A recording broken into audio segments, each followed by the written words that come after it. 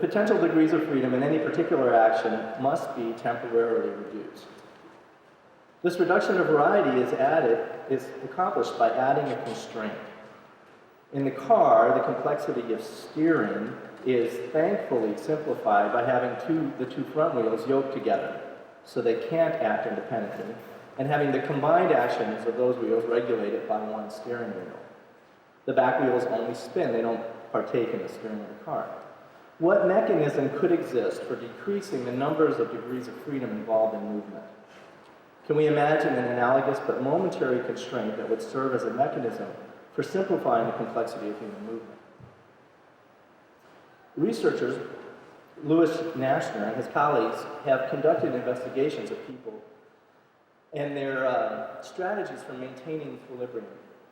In these experiments, Naschner studied how people maintain their balance when the platform they were standing on was suddenly moved. In order to study the responses, the experimenters attached small electrodes on each of the subject's skin. The recording electrodes were placed over the muscles of the abdomen, back, buttocks, thighs, and lower legs.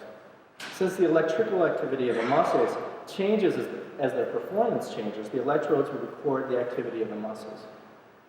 Through this kind of procedure, known as electromyography, the experimenters could look at how the muscles functioned in response to a perturbation in balance.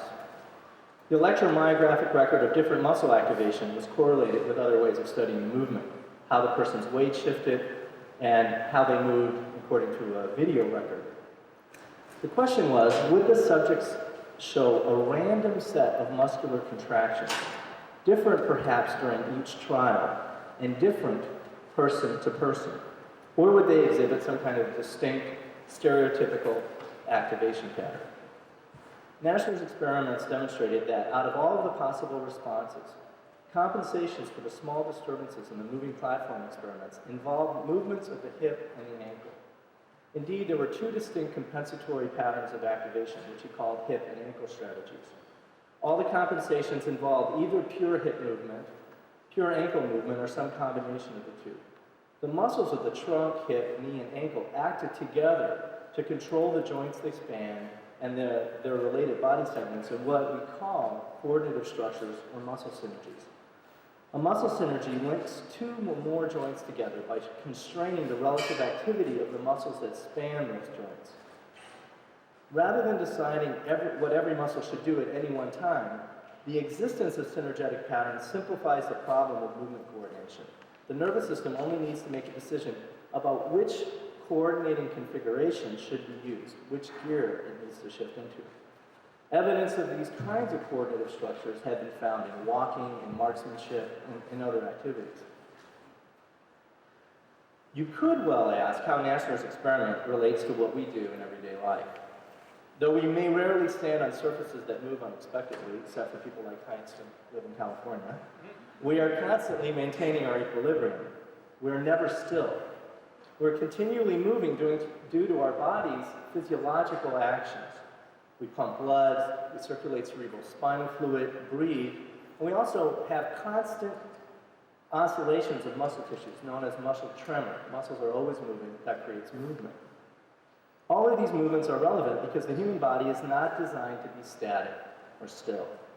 We have three relatively large masses, head, torso, and legs, each balanced on three relatively small bases of support. The skull on the spine, the torso and head on the hip joints, and the legs and lower body on the feet, which means that even the slightest movement can throw us off balance.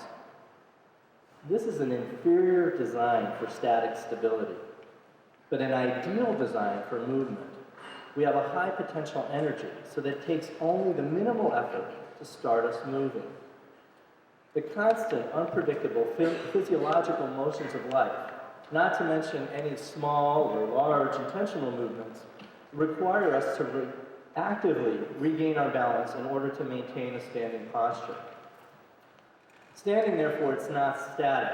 Standing is a dynamic, bounded activity, one that can be described as keeping the center of gravity within stability boundaries, the crossing of which would make us fall. I'm going to stop for a minute. I do a little math up here. What we have here is one of the ways in which stability is measured. So what I have is a simple illustration. In this experiment, they were only looking at forward and back movements. All right, that's the instruction. And people were asked to stand with their arms crossed so that they couldn't do any arm movement to help with their balance. And so, according to hip and ankle strategies, we have somebody here. Now, this will tell you why I'm a cybernetician and movement teacher and not an artist. We have somebody here who is bending backward at the hips and forward at the hips. Okay? And somebody, the same person, can be bending backward at the ankle or forward at the ankle. All right?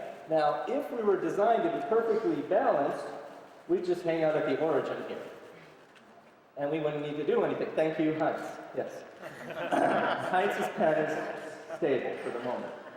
But what happened, one way that we can record the activity of a human being is we put them on a force platform, which just measures the center of pressure, where their weight is over their feet. If we take a read, we see that, trying to make this big enough for you to see, we see that any moment in time, there are all these fluctuations. Okay, and then this happens for a long time. If we take these recordings, one of the things that we notice is that there's a pretty dense population of those around there, and actually that dense population, all of those variations happen within a boundary. That's the stability boundary that I'm talking about. It's denser in here. It has this shape that follows this line of non-balanced equilibrium. But if you can imagine why that would happen. You can't lean back very far here without certain problems. You can't lean forwards without certain problems because of the shape of our feet and so forth.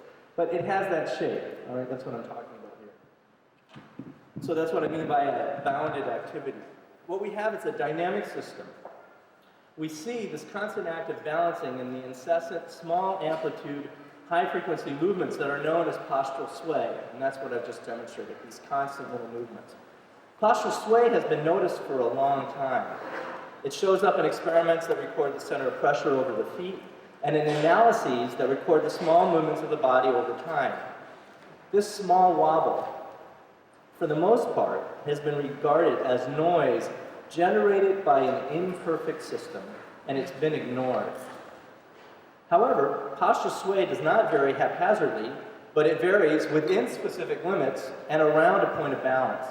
That is to say, the continual wobbling demonstrates persistent properties, a global minima, a performance envelope, that are not dependent on quantitative details. These persistent properties are the kind of topological invariants that are studied by chaos theory and qualitative dynamics. What's more, these studies have shown that the attractor demonstrates functional sensitivity. It changes, the shape of the boundaries change according to the activities you're in. If you're leaning back looking at a bird, if you're leaning forward picking something up, the boundaries are going to change. Given the precarious nature of our standing, the regulation of movement cannot simply be a set of commands that determine the direction and extent of movement. In order to maintain equilibrium, the regulation of movement must also take into account the mechanical consequence of movement, the inertial forces generated, and the resulting changes in position.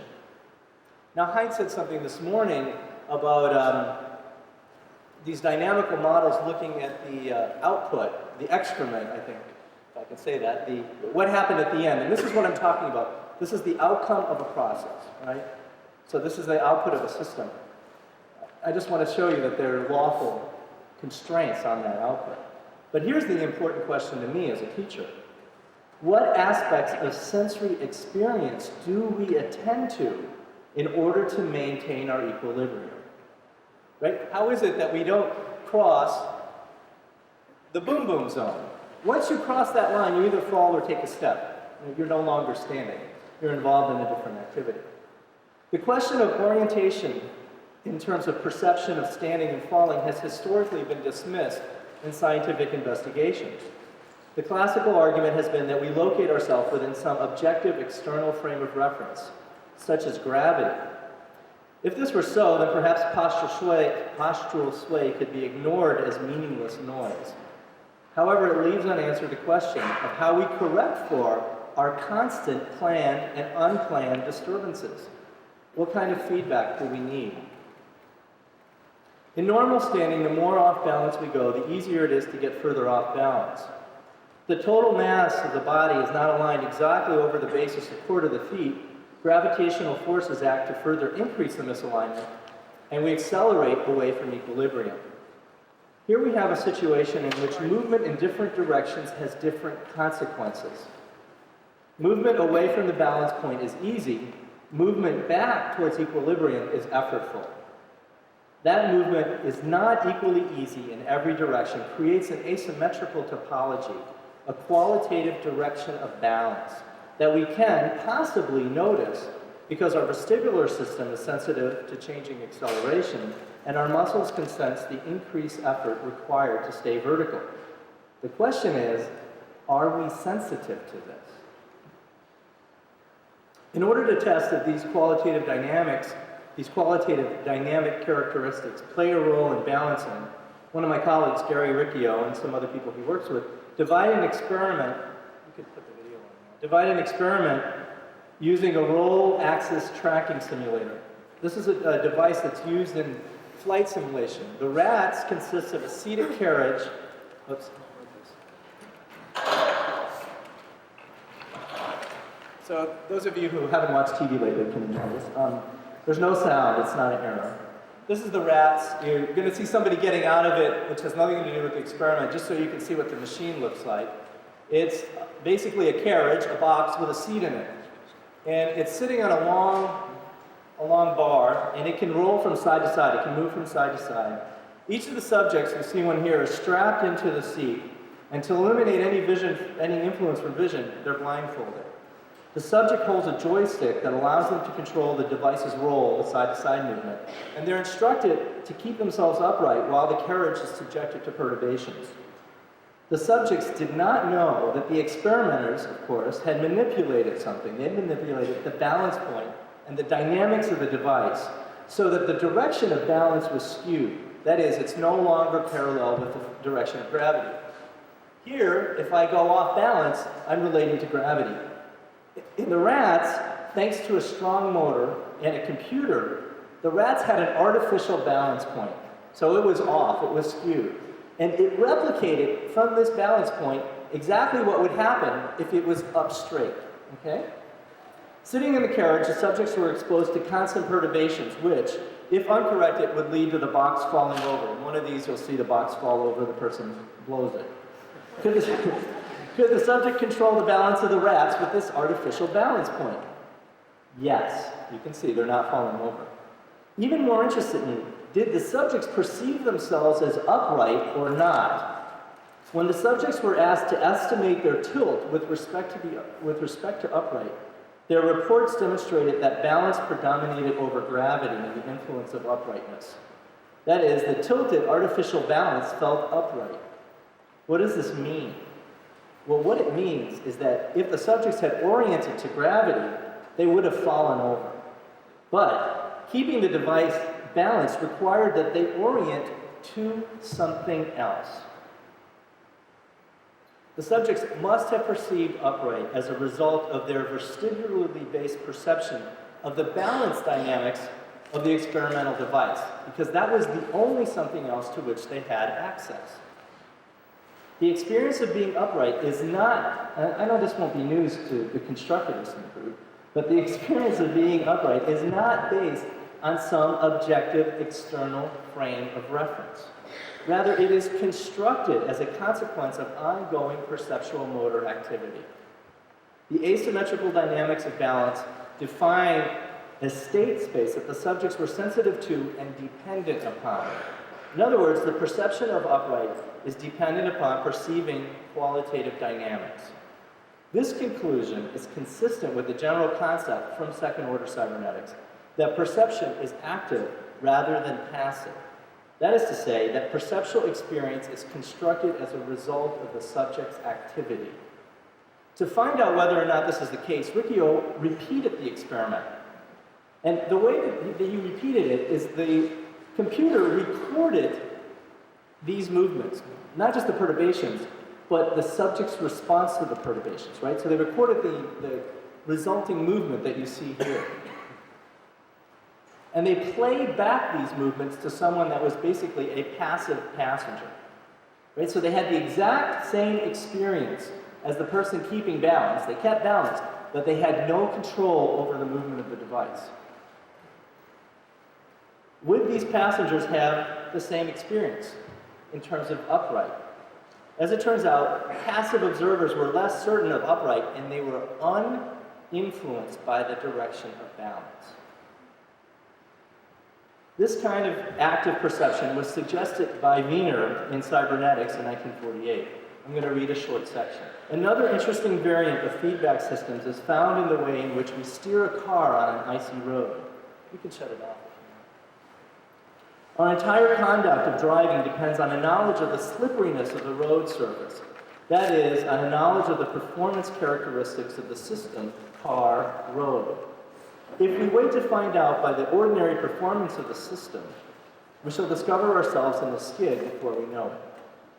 We thus give to the steering wheel a succession of small, fast impulses, not enough to throw the car into a major skid, but quite enough to report to our kinesthetic sense whether the car is in danger of skidding, and we regulate our method of steering accordingly. Wiener referred to this kind of feedback as informative feedback. In the movement sciences, we draw a distinction between performative and exploratory movements. Performative movements are those in which the mover accomplishes some goal or aim, such as driving a car. The feedback necessary for guiding performative movements is that which reports on the progress toward the goal. Exploratory movements are those that inform the mover about the moment-to-moment consequences of his or her activity and orient the mover to a relationship with the environment, such as testing the iciness of the road by gently oscillating the wheel. Exploratory movements provide informative feedback. Exploratory movement and informative feedback are important for systems that face changing and unpredictable situations. Only by introducing slight perturbations into a situation that is constantly changing can a dynamic system keep track of where it is, of its present state. The danger is that these exploratory perturbations must not interfere with whatever activities the system is performing. In control engineering, this is called the dual control problem. Exploratory movements, exploratory perturbations must be of a different magnitude than the performative movements, or else they interfere with them. Returning to the example of the icy road, this means that if the oscillations on the steering wheel are too big, they'll interfere with the driver's ability to control the car. Now, let's return to this postural sway. We might suppose that this variability in movement is not noise. Rather, perhaps this incessant wobbling of human beings is informative. The nervous system must have some way of knowing the current status of the body in respect to equilibrium on a moment-to-moment basis. And as I've said, the body is neither static nor predictable. We know from Ricciot's experiment that human beings are sensitive to dynamics, and that dynamics provide the information necessary for equilibrium. As Ricciot says, these ubiquitous movements can provide dynamical information without interfering with controlled adjustments in posture. What a marvelous adaptation to use the constant pulses of energy into the system, provided by physiological processes, to provide the informative feedback needed to monitor the system's current and ever-changing state. In other words, postural sway functions as a kind of exploratory movement that allows a system to learn, if you'll pardon the pun, where it stands. This constant exploring of the present configuration is what gives us the ability to simultaneously stand and act. Constructing a system that controls for the consequences of ongoing activity is one of the major difficulties in designing robots. The problem lies in the nature of multifunction automaton that needs simultaneously to maintain their balance and engage in other activities. It's a much simpler problem to fabricate a machine that has a stable base and performs sequential tasks. However, a robot built on the physical blueprint of our human body that would engage in multiple overlapping and possibly contradictory activities has not been achieved because it requires an adaptive control system that constantly delivers informative feedback.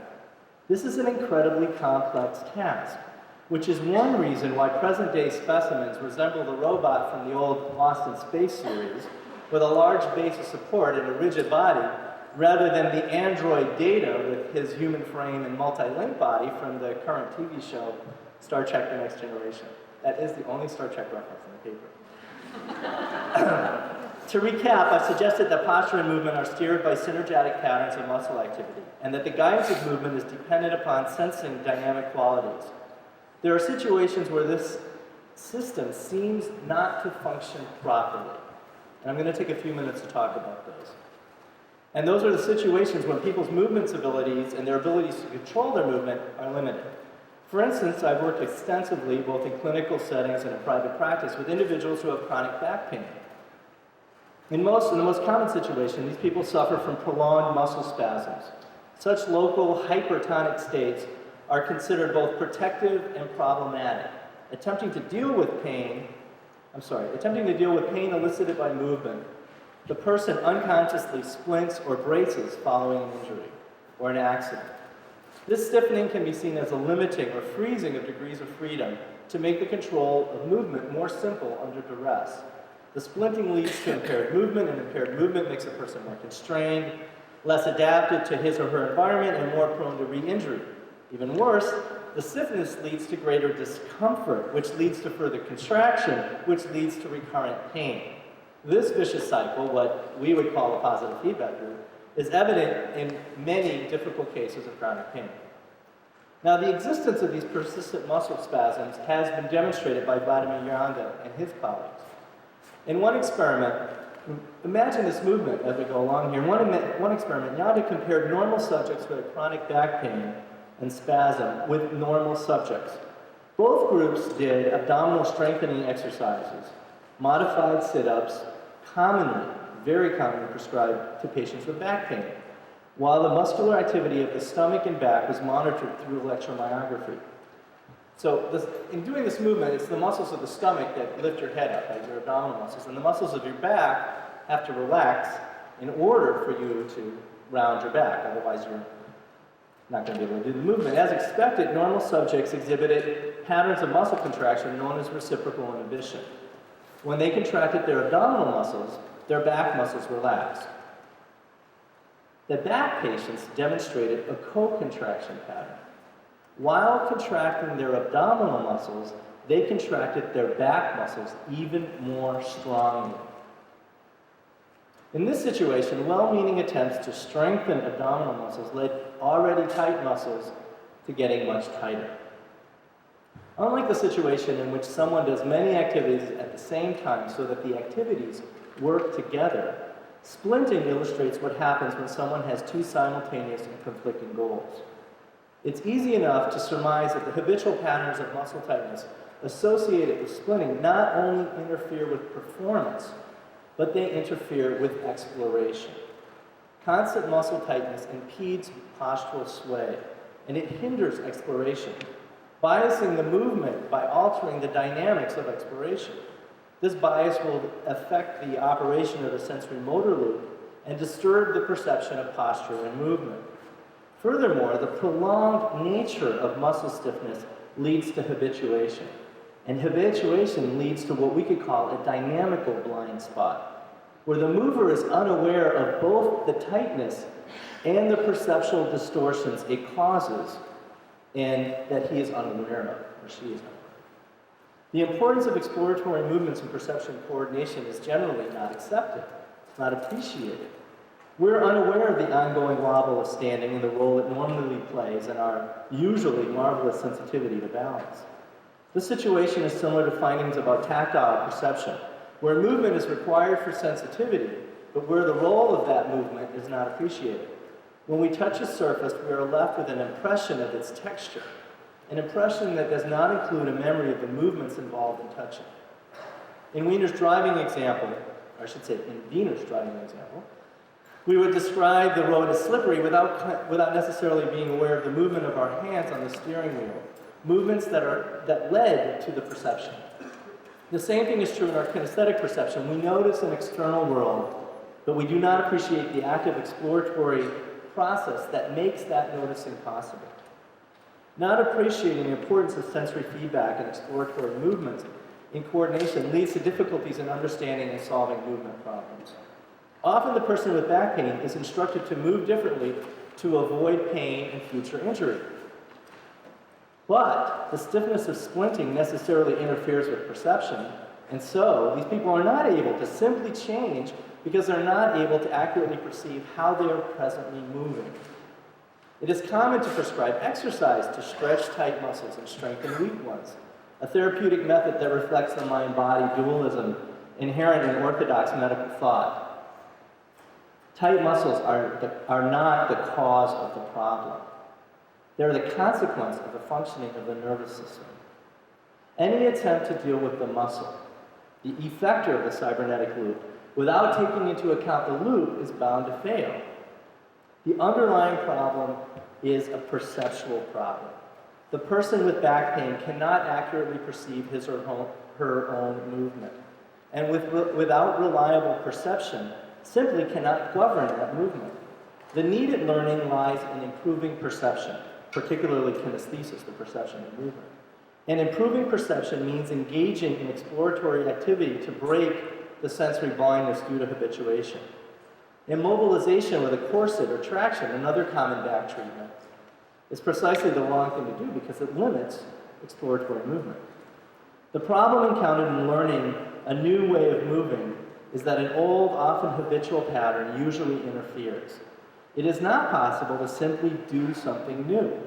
Learning a new movement means learning what is already happening so as to understand what to change.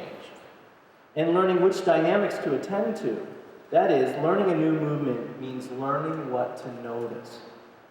If, as we say, as Bateson said, information is a difference that makes a difference, then learning is finding out which differences matter. That's where my work with the Feldenkrais work comes into play, because in Feldenkrais, we use general movements to explore the quality of movement and to refine kinesthetic perception. The method is based on the insight that where there are frozen degrees of freedom, where movement is more limited than my skeleton requires me to be, where there are those frozen degrees of freedom, there are also perceptual distortions. This link between undifferentiated movement and undifferentiated sensation leads to teaching movement by refining perception. Perception, in turn, is refined through informative feedback, that is, by intentionally engaging in exploratory activity. As a Feldenkrais teacher, as we will find out in just a few moments, as a Feldenkrais teacher, I orient my students through direct manual contact or verbal directions to explore specific aspects of movement. These explorations are designed to develop the student's awareness of habitual muscle synergies and to create new patterns of movement. For someone with a back problem, the process of learning would focus on becoming aware of the pattern of muscle stiffness and its consequences in inhibiting movement. One resensitizing strategy is to have the student perform unusual movements in unlikely positions. Another strategy is to have the student explore while in an intentionally constrained position. The addition of constraints both simplifies the motor control task and highlights specific aspects of dynamics. Such constraints inhibit habitual action and free up unused degrees of freedom. Emphasis is placed on exploration and not performance. The student is asked to move slowly and gently so that he or she can tune into qualitative aspects of the movement. These constraints are the kind of conservation of action that Chicho was talking about this morning. Can this research and these ideas suggest strategies for learning in general? Well, in my experience, most people equate learning with practice. This is a catch-22. You can't practice something you don't know how to do. This is especially true for someone who has a movement limitation and can't produce the desired movement. Learning is not practicing. By structuring the domain of exploration and providing clues about what is important to notice. So I'm going to ask you to stand up in a moment and do some movement. Take your right leg and cross it in front of and to the left of your left leg. And put it there. So your right leg is crossed in front of your left, the other right leg, sir. Excuse me, the other right leg. Yeah, it's okay. Okay, and in this position, shift your weight from leg to leg, slowly.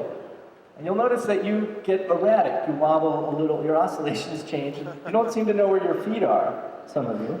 They're still there. So here's the question, how do we make this better? How can we improve this movement? Now, I could just tell you how to do it, but that's not very interesting, is it? Because the idea is, what do you need to pay attention to in order to make this easier? Yeah, well, you need to notice what to notice. So let's start with your weight on your back leg, which is your left leg, which is now on the right side. Keep your weight on your left leg and slowly shift it to the front of your left leg, or left foot, and to the back. So you just go forward and back a little bit. Now, denying your brain of oxygen while you do this really doesn't help. So you can't breathe while it's happening. It's allowed. And make it a small movement. You don't have to go to the edge of the boundary. Great. All right, now shift your weight onto your right foot, which is now on your left, just to help you keep track. And move your weight forward and back on that foot. Now notice as you're doing this, how much relative movement you have in your body. So those of you can see me that the way I'm doing this right now, I am moving my head a lot more than anything else. It's tilting forward and back. Right. And one of the reasons I have to do that is because I'm holding my legs together with a lot of force, and so are most of you. So unless you have to pee and you don't want to miss anything, you could let your knees separate a little bit and now do the movement without holding your knees together, without pressing your legs together. Does that make it easier or more difficult? Well, your answer is fine. There's no right answer. It's your answer that matters. Okay, stop, uncross your legs and rest a moment. Somebody said, Jay said in one of the family therapy sessions, he said one of the things he learned at the last conference that stuck with him is someone who's probably here, but we don't know who that is, in a performance, took a glass of water, held it upside down, took a pitcher of water, and began to pour water over the upside down glass, and said, this is what learning is. Learning is about making mistakes, but you don't know what the mistakes are beforehand. So my job as a teacher is to get you to explore what mistakes are and aren't so you can find out for yourself. Me telling you doesn't mean you'll believe me, especially if you're in Herbert Brün. So please cross your legs the same way again. The right leg to the left, in front of and to the left of the left leg. And now shift your weight from side to side. How's that gotten any easier just from exploring a little? Now you'll notice that we're a little less on a boat. When everyone did this at the beginning, most people went from side to side a lot. Here, all of a sudden, we've lost some of that side-to-side movement. Let me give you an image of a plate spinner in a circus, right? That's somebody who has a plate on top of a stick, and they start the plate spinning. And then the plate stays there, and they move the bottom of the stick in order to keep the plate in the same place in space. Imagine for your head that, for a moment, that your head is a plate, okay? It doesn't have to spin. But as you do this movement of shifting weight from side to side, keep your head in the same place. This means you have to move your pelvis, and you're now doing it in public with lots and lots of other people, but don't worry, we won't tell. Try holding your breath and doing this movement. Maybe it'll help. Okay. Right. Thank you, Herb. Okay. And uncross your legs again for a moment. People like Feldenkrais often because it has resting involved in it. We stop. Recess. Yes, and we stop because it gives you a chance to notice how the movement has moved you. The importance here is not doing any of these things. Right? It's not the performance or accomplishment of the movements, it's exploring the movements. Please come back, cross your legs again the same way. Shift your legs from side to side and do half as much movement. And make it last twice as long. In other words, go very slowly. And most of us, when we go slowly, notice, and most of you may notice, these places where the movement gets jagged. Instead of a ball, instead of a waterfall, of water flowing down the side of a hill, it's more like a ball bouncing down the steps. Now, can you smooth that movement out? Can you go slowly enough to smooth it out? The places where it's uneven are places where you're stiffening somewhere. So you may be holding your breath, or making one of your legs very straight, or crunching your toes up, or clenching your jaw. So can you find out what that is and make it better? All right. Stop for a moment in this position, and let's try this. Without your head moving in space, shift your weight to the back of your right heel. and then the front of your right foot, then the front of your left foot, and then the back of your left foot, and make a little circle like that, moving the weight around. And now this means your head's going to move a lot unless you move your tush. Right? Try it. Keep your pelvis straight. Hold your belly in. Make Jane Fonda proud, and you'll find that your head moves a whole lot. You've lost a lot of variability there. All right. Good.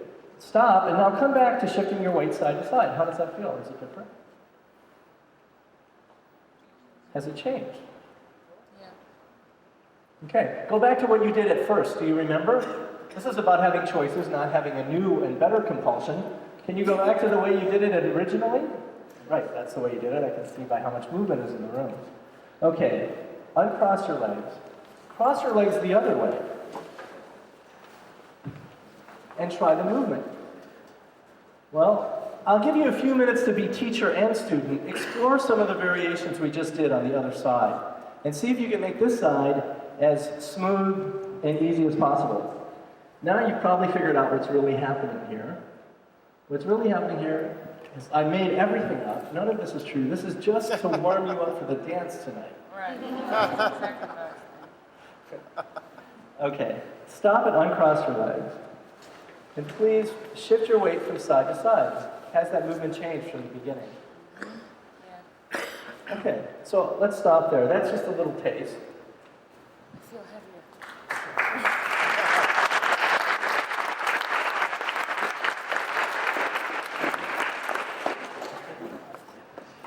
I enjoyed very much Larry's presentation. I enjoyed many, many points. I enjoyed always standing up and wiggling my legs and falling on my nose, etc. Now, already in the very early statement of his paper, he said something which I thought I experienced myself very, very intensively. How does people learn of movement when they cannot copy what they see? I had the pleasure in my youth, for being many, many years, a teacher of skiing. Now, of course, you can show them wonderful skiing. You can do the pedal swing, you can do this, you can do that, and they all stand there on the slopes and can't do it. And then your question is, how can you help them do it?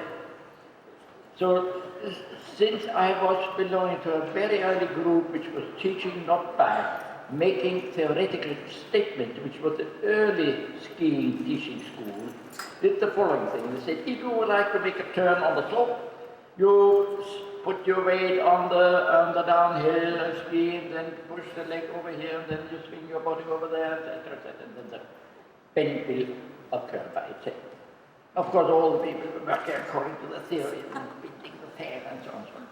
Now, finally we said, can we do something else? Can we just invite them to do some movements, which they know from somewhere else, and can easily perform. So at that time, the parallel swing were developed. You remember this is this wonderful dance, where these guys go down the hill, and the higher the speed, the easier it goes. So then we developed the notion that standing here on your skis, yeah, standing here very elastically on your skis, and you tell him, put your right hand into the left pocket. And then you put your left hand in the right pocket. And you do that, you put the hand in the left and the right pocket. Miraculously, these people are sliding down the slope.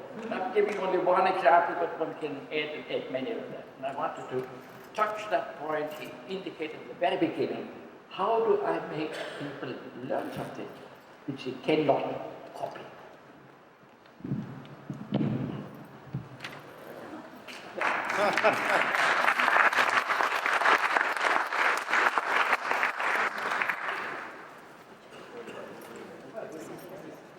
Charming. Any organism of any animal, we're speaking about animals, is at any moment of his living, especially the sign system, has been designed along history. But it is conceived, so to say, as a system that is not made initially to act anywhere. It's a system which involves a nervous system that is a closed network that intersects with an organism in sensory and effector surfaces, and which in its dynamics generate sensory effector correlations. And I shall make a drawing on the board. May I?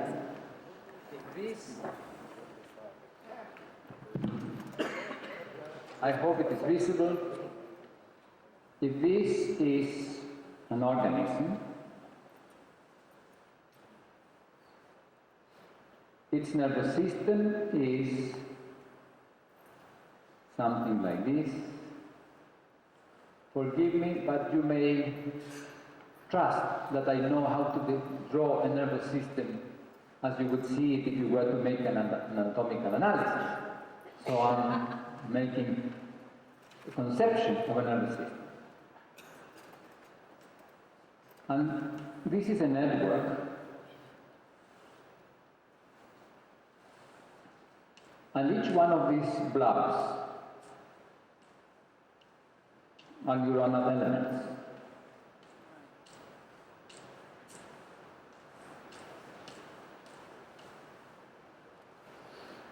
And these neuronal elements intersect with the organism in what I call sensory and effector surfaces. What this network does is generate internal correlations of activity. And what happens is that in the places where the nervous system intersects with the sensor and effector surfaces, the changes of activity in these neuronal elements result in structural changes in the case of the effector, and structural changes in the sensor results in structural changes in the nervous system. And this is where the organism, not the nervous system, the organism interacts. Now, at the same time, neurons respond to configurations. So each neuron responds to a configuration of activity impinging upon it. And the whole network and different parts of the network respond to configurations of activity in the network. If one wished to use an expression like detectors, you could say that nerve cells are detectors of configurations of activity impinging upon them. And the different parts of this network are detectors of configurations of activity taking place in the network. Now, what is the result of all this? The result of all this is that this system operates generating sensory effector correlations proper to the system itself as a closed entity, not as something designed to interact in a medium, but as it interacts in a medium. The kind of sensory effector correlation that it generates through the operation of this closed network changes in a manner that is contingent to the interactions of the organism in it. And these are structural changes that take place as feature of the living, of the development, have nothing to do with the intentionality or with the desire of what happens. In fact, we have no access to this whole dynamics. The only thing that we have access to is to aesthetics. To aesthetics, well-being, in the context in which we are. That is the reference. So, what is happening, and this is why this description that you make is an adequate one. It is a problem for the designer but it is not a problem for the system. The whole diversity of muscles and bones, the whole diversity of degrees of freedom are a problem for the designer, and not a problem for the system, because the system does not operate with degrees of freedom. Excuse me, when we describe it, we can speak about degrees of freedom. But the system operates performing correlations, configurations of correlations, through elements that the only thing that they do is to detect configurations of relations of activity impinging upon them.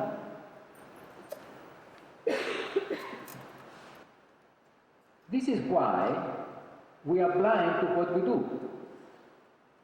And the only dimension of seeing that we have with respect to what we do is in terms of other dimensions of interaction besides those through which we do our doing. So we don't know how we move when we move. Fortunately, because in fact we have to compute our movements in terms of the way we talk about moving, would be a tremendous task. We just move, but we are not aware of how do we move. And when we attempt to be aware, this interferes with the movement. Now this is a very interesting thing. As soon as you attempt to be aware of what you do, you are doing is interfere with. And this is a general situation, always, in whatever domain you are. So what I want to say is that if we want to understand how we operate, we must recognize that what we are doing is a whole dynamic of changing relations of activity in the nervous system, which give rise to changing sensory effector correlations in the domain of interactions of the organism, through a machinery that has this constitutive ability to detect configurations of relations of activity. In addition to that, each organism has a particular shape which specifies a particular domain of movements in terms of the organism interactions with the medium. And it is with that what this operates, and it is in the flow of this interaction with the medium that the structure of the system changes so that it remains always performing adequately in that medium, and the only reference for adequate performance is well-being, is aesthetics. Excuse me, I'm equating well-being with aesthetics, and this is not true. And this is why robots fall. You don't deal why robots. You did not deal with the title of your question. Why robots fall down? Robots fall down because we designed them to operate in a specified medium through control.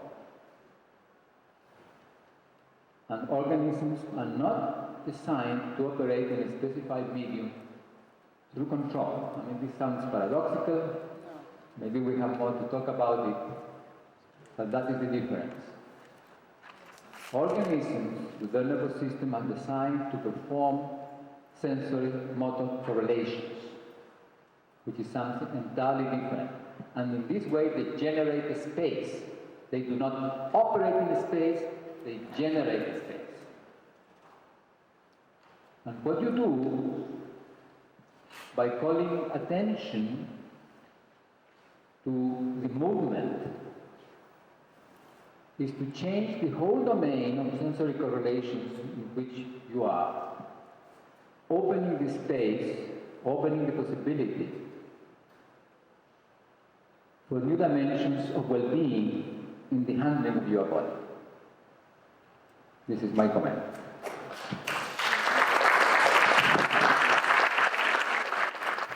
What I'm interested in using the language that Chicho proposed is, well, how to interfere. How to interfere. You say that when we pay attention, we interfere, right? We usually call this the caterpillar problem, right? If you have a millipede and you ask the millipede, which leg do you move first? You've interfered, it can't move. But yet, what we did in this situation is we interfered in such a way, I think, that perhaps changed your awareness without making you self-conscious, or without making it so that you could not act. And what I'm interested in what I talked about at the end of the paper, in terms of how what I talked about relates to the conference, is that my job as a teacher is adding constraints, adding interferences, such that these sensory motor correlations change. Right? And I think that that's a question in terms of if we are interested in learning that all of us could consider in our respective domains, because we are interfering. The one, if you watch Larry carefully while he was presenting his wonderful paper, and then afterwards, when you watch Humberto Maturana, when he was filling in some of the points, Larry was not stressing too much. Something disappeared unspoken and unwatched. And what I enjoyably saw disappearing was the earlier first order cybernetic notion that you have a goal setter, you have a feedback loop which controls the whole thing, and an error correcting loop.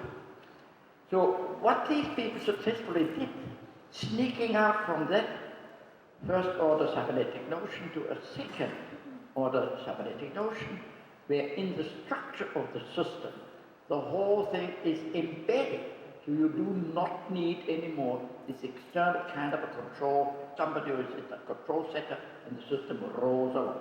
Now, in these two cases, the system is just rolling along in an internal structure, and in the Maturana sense, for instance, in sensory motor correlation, and then of course it points out second order correlation, etc., etc., etc. But what I wanted to draw your attention to is, in this conference, for the first time, I've seen that by the silence about it, first order cybernetics has slowly evaporated and gives rise to another way of looking at these miraculous things.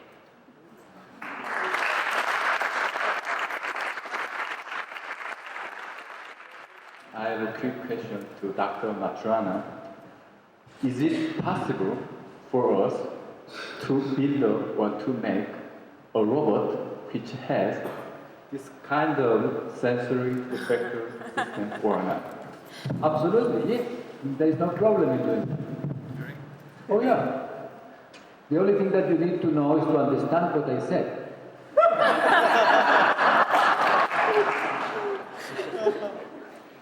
This is also a question for Chicho.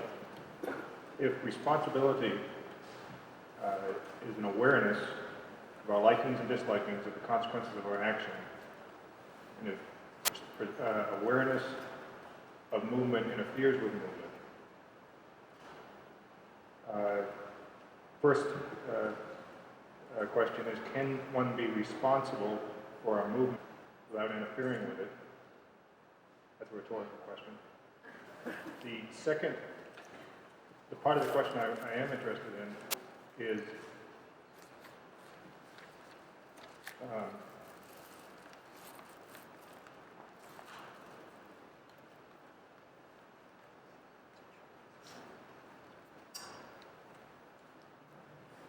are there situations where responsibility is not desirable? Well, the second question, I frequently say that scientists and militaries do not reflect on what they do because it interferes with the doing. Forgive me if I put scientists and militaries together. It is because what is interested is the doing. Of course, if you are interested in the doing and you know what doing it is, then you don't reflect upon it because it will interfere. And will interfere precisely in the domain of understanding. In the domain of where it applies what you do. Whenever you just want to do, you don't reflect. Because what you want to be doing. Now, can one be responsible without interfering? Well, in the moment in which you attend to what you do in your movement to interfere with it, And if you like what you do, then eventually you will do it because you like it, and through doing in the practice or in the transformation that you undergo in the doing, you will not interfere with it anymore, but then you are not reflecting upon what you do once you have acquired this ability. So reflection always stops you for a while. Reflection puts a space, a distance. You release a holding. You release a certainty. Something happens there, and this is in whatever, I think, in whatever you do. This is why, if you are performing a particular activity that you know very well, and for one reason or another you have a doubt, you reflect, the whole thing is interfered with. Remember, the problem, or the frame for my talk, was in dealing with a movement problem, something that someone would like to do, or they might say would like to stop doing or stop happening. I'm not advocating that you move around noticing what you're doing all the time. You won't cross Broad Street alive. I am saying that certain kinds of interfering and knowing when to interfere is important if you want to change what you can do. As Rodney has reminded me every time I see him, consciousness isn't all that useful except at certain times. And so I want to be sure that you don't hear me as an advocate, and I think this is what Chicho was just talking to, for noticing all the time. You won't get much done. But when you want to change something and you're having problems with changing it, knowing what to notice is damn important. Does that mean that learning requires such a type of interference? Yeah. Well, it depends on what you are considering, because we learn our culture by just living in it. Because learning is a transformation in a domain of living. A child grows, and as it grows, you can claim that it has learned whatever it has learned, to talk, to behave as a person of that or that kind, by just living in it. And sometimes you want that the child or the person learns something aware that what it is learning. And because learning is a transformation that takes place in the context of living. Would you please ask the same question, replacing learning by teaching? Yeah, can you teach? Does teaching require the same type of interference? You say that you learn this sort of transformation and you're just living. And it's maybe the problem I have in the conceptualization. But I tend to observe that when people learn, there's always that reflection and there's always that interference. And if you get into even the moving and so forth, and you say that you pick up the pen because you are zeroing in on it, as a child, and I'm not familiar with the development theory enough to comment on it, it would seem that at some level there is that type of interference, or otherwise you can be without the reflection. Well, it depends. When the child is learning to speak, the process of speaking, learn to speak. And the mother, the father, the parents, the person that are with the child correct the pronunciation. The child says one word, you correct the word, the child imitates. Now you do not really want awareness there. This is not necessarily a moment of reflection. In some moment you can say, please be aware that whenever you say this, you pronounce it this way, so that you can think and pronounce it in another way. So there are moments in which awareness is necessary because we want to direct the attention in a special way. But it is not true that all learning requires awareness. So that imitation can be a form of learning. What? Imitation? Imitation. Oh yes. Yeah. Because let us suppose that you imitate. and the person or the other individual that you imitate says, yes, beautiful, then this of course goes with the well-being that you have in being approved. The point was, which Larry made, what is the problem, how to learn something when you can't imitate? Teacher, this may simplify things, but if I build a small robot that is able to look at a white strip of paper on a dark surface, and through some logic it controls its motors so that it's able to follow the script, can we talk of a robot that is sensing a particular environment through a closed network? Well, it will depend on how you conceive it. Because in your design, the following the line may be a central element in the design, in your design. At the same time, you may be a very aware designer. And so, what you're doing is defining an internal dynamics which results in following the line. And then you are designing something different than something that follows the line. Whatever the effectors the motors do affect the sensory input. Yes, you can still And say so, that. can I still talk of a closed network? Well, it depends on how you look at it. Excuse me. You take, how many of you realize that a portable radio is a closed system with a variable structure modulated by interaction through electromagnetic waves? Raise his or her hand. You mean before you left? No, after. Yeah, how many of you were aware of this before I asked you? It's not very many of us. But this is what it is. It's a system, a closed system in flow of electricity, in which the flow is modulated through structural variation, through interaction in the domain of electromagnetic waves. So it depends on how you conceive it. Well, I do not conceive your example. I mean, where is the closeness? Or you have the batteries, the current, the electric current goes through the whole machinery of the radio and goes back to the battery. You have a closed flow of current, and then some parts of the structure of this entity are modulated by the electromagnetic wave that the antenna picks up. Yeah.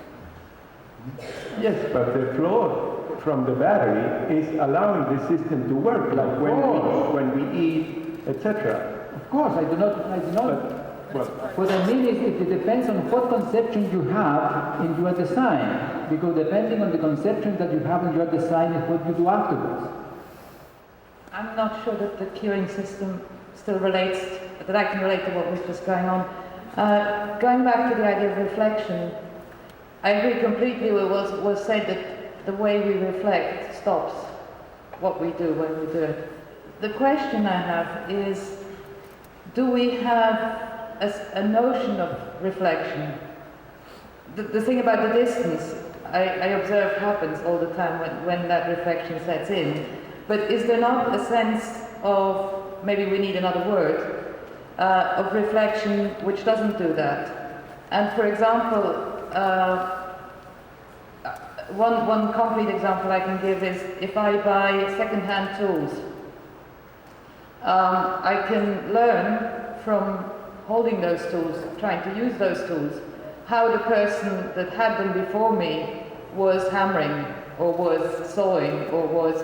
I can, from the way that the tool is worn, it will work in my hand in a similar way to what I assume it had worked in the previous hand. So I can spot that somebody was a left-hander from the way a hammer is worn. I don't want to say that that's reflection, because in a sense the word reflection is a visual. It is based on a visual metaphor of knowledge. And what might be needed is a tactile metaphor of knowledge. Let's address the two of you. I would say that reflection has to do, of course, in our topic has to do with visual situation, but it's an operation in language that entails an operation in emotions. Because in order to reflect, you have to operate configuring the circumstance as something independent from you that you can look at. Look at. Yes. Ponder upon, because the way...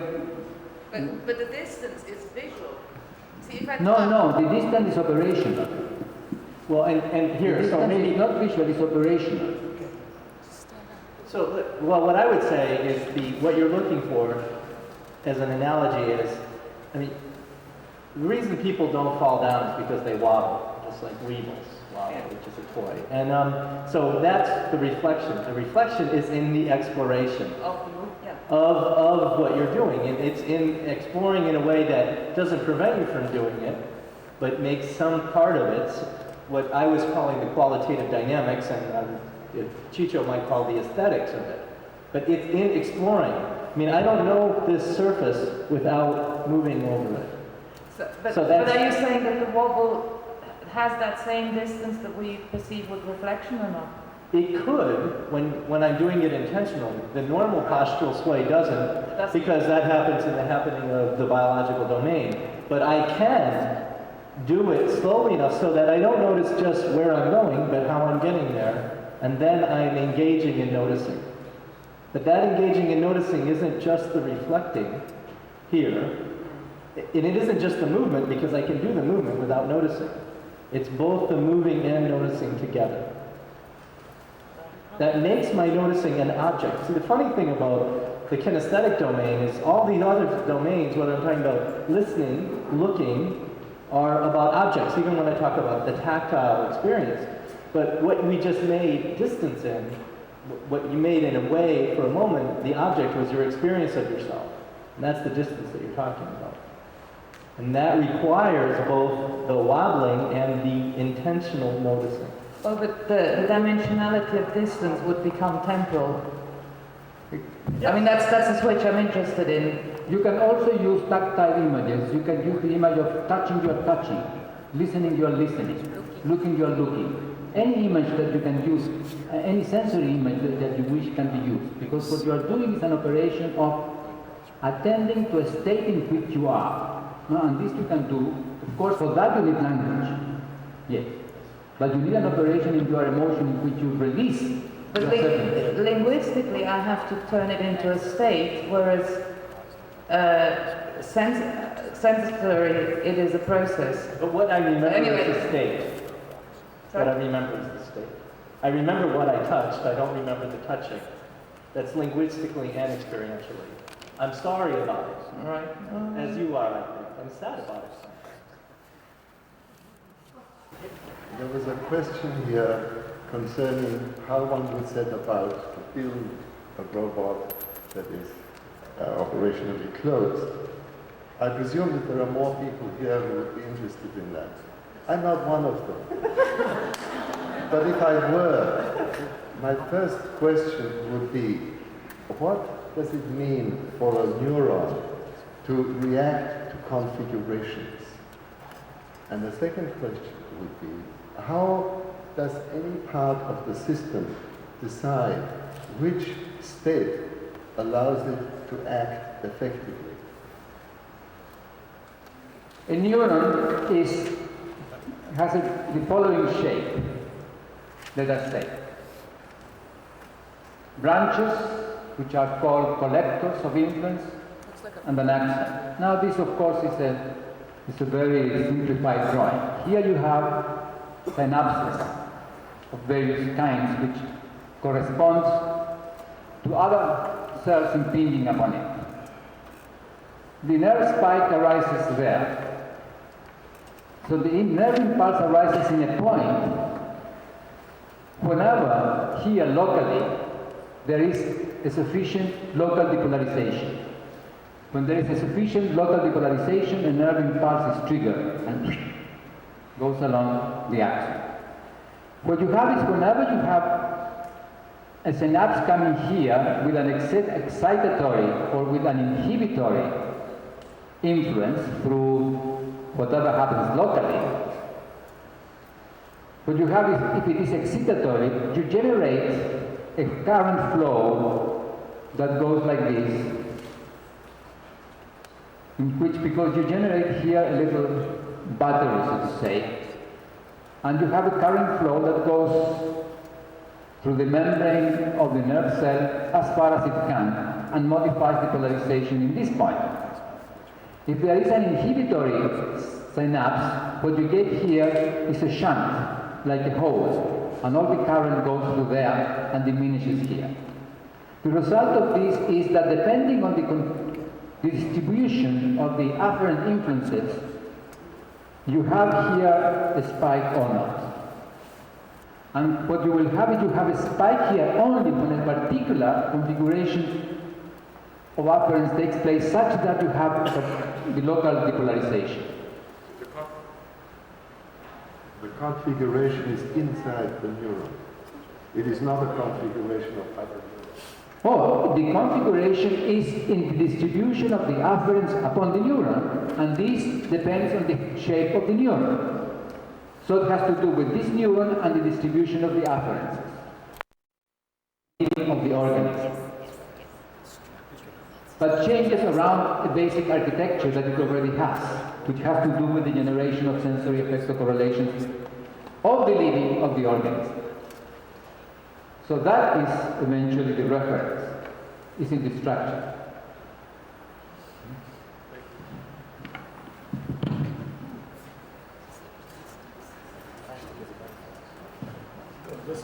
This is a comment about the matter of reflection and awareness.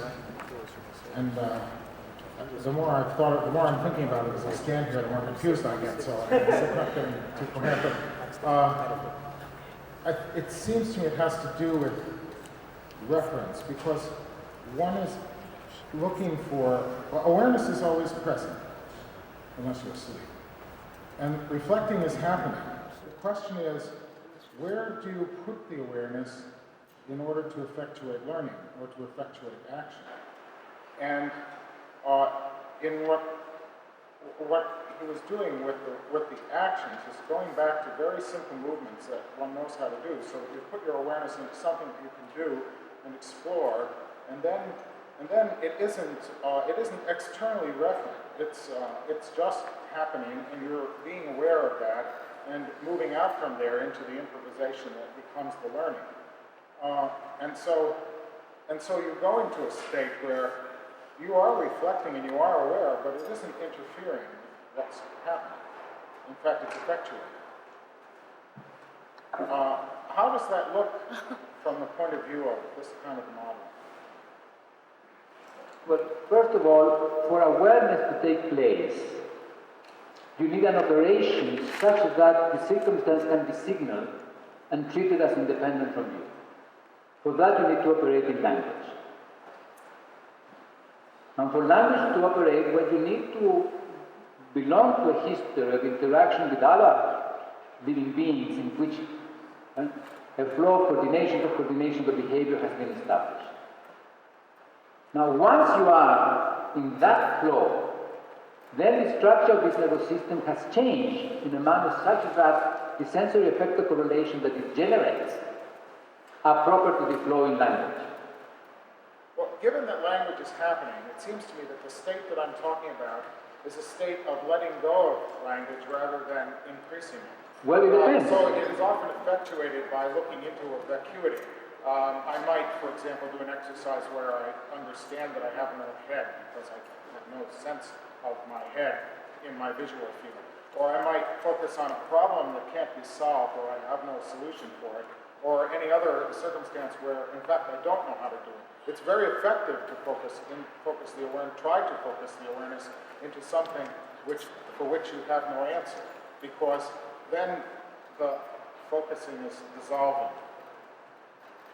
Yeah, but this is why to reflect on anything you require particular history. For example, we live a particular history of interaction with Lawrence in order to develop some domain of reflection upon our body. I mean, this is what exactly happened here. If you don't belong to a history in which your attention, so to say, is guided, then you cannot have that attention. But to have that attention, you must be participate in a dynamic which can orient your attention. If you have a dog and you point in that direction, it doesn't mean that the dog attends to where you are pointing. The most likely thing is will attend to your hand. So in order for him to direct us to attend on how we feel our body when we have crossed our legs and we are wobbling, we must operate in language. This is not something that can be done just like that. But once we are languaging beings, this can be done. But before that could be done, he required to generate for us a particular emotional state in which we release our certainty about our movement. If we do not release our certainty about our movement, then we cannot attend upon it. So there is also an operation in our emotions. And I'm glad to be somewhere where I can say, I feel like the people sitting next to me won't have any problem with, that by language, we're not saying anything about words, right? We're talking about the coordination of coordinations of action. So that it's very hard in other situations when I work with a child with cerebral palsy who doesn't speak because she's too young or because she has some other kind of brain damage and at least for the moment can't, but that's still happening in the linguistic domain in the way that Chicho just described. So language is not words here. Languaging is this kind of interaction in which we are making new distinctions and new correlations. New coordinations of action, Chicho is prompting me. Thank you. Humberto, given that emotions are body dispositions for actions, and we were talking about reflection as a particular action, particular release, my question is, this is not clear for me for quite some time, what is the emotion that grounds reflection? The emotion that grounds reflection is that through which you stop being certain upon what you do. Now, I remember when I was a young boy to have read with my brother a joke in the magazine. And the joke was a conversation between two crazy fellows. One knew in the drawings of this joke that they were crazy because the eyes were painted like spirals. And one of these fellows asked the other, "What do I have in my hand?" The first crazy fellow says, "What do I have in my hand?" The other answers, "A cow." And then the first one says, "Oh, you saw the tail." Now, to my brother and I, we were 12 and 13 or something like that. This was fantastic because this allowed us to invent a game. Because, you know, if the tail doesn't come out from my hand, how do you know that I have a cow here? So the game we invented with my brother was to ask each other, what do I have in my hand? And one would say something, and the other had to say what was sticking out so that you could know what he had in his hand. Just a second, I finish in a minute. The interesting thing is that unless you open your hand, you cannot see what you have in it.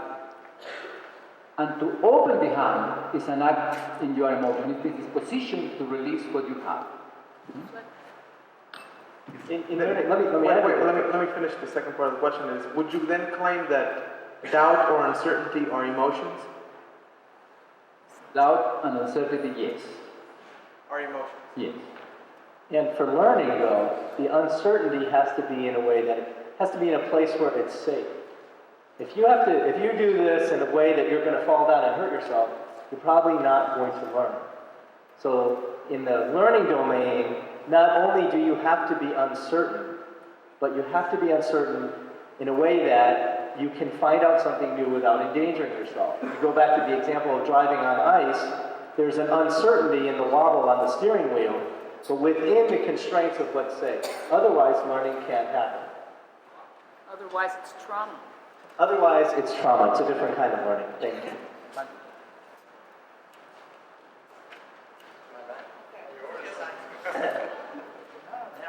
Uh-oh, Herbert. No, nothing bad.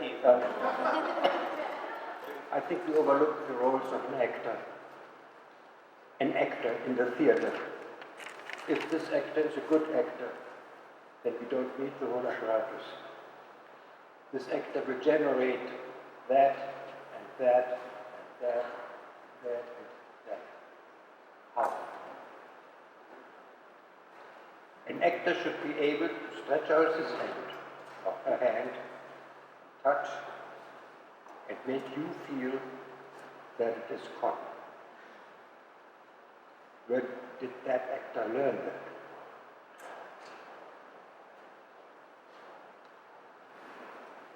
For the actor to be effective as an actor, a particular dynamic of relation must be established between him or her and the public. If that doesn't happen, then the actor doesn't work. The same thing in a conversation.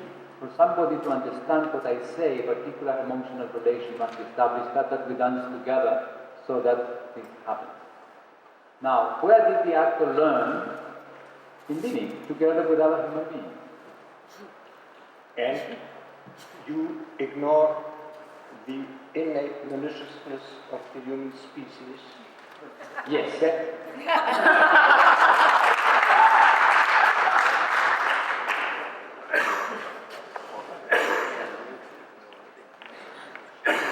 Coming back to language and feeling or emotion.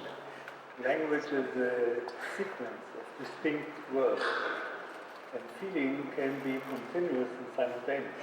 And actually, when we speak, we crystallize something which may become what we feel, while the feeling itself, we don't know what other things happen at the same time, which will get lost by not saying them.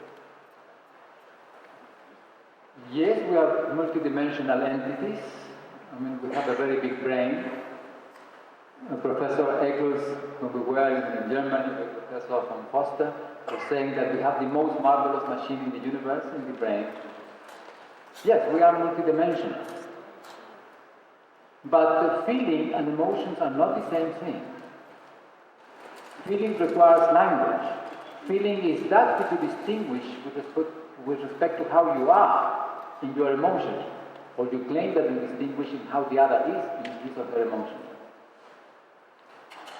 So yes, we can attend to our feelings in the moment of doing something, but you will always notice that whenever you attend to something that you do, could be your emotion, could be you are doing, you interfere with it. And there is a neurophysiological explanation for that, is that the number of inhibitory elements in the nervous system is gigantic. It's much more than the excitatory. So there is always a continuous modulation of excitation and inhibition. You begin to do something and immediately you inhibit it. It is said that crazy people, for example, have a tremendous force because inhibition is diminished. If you are a karateka and you want to break a slab of something, you have to aim beyond it. Because if you aim at it, then you inhibit your movement. So inhibition is always taking place. But when you attend to it, then inhibition increases in relation to what you are doing. So if you attend to your feelings, you interfere with your feelings. If you attend to your emotion, you interfere with your emotion. What is emotioning? It's the way we move in our domains of actions.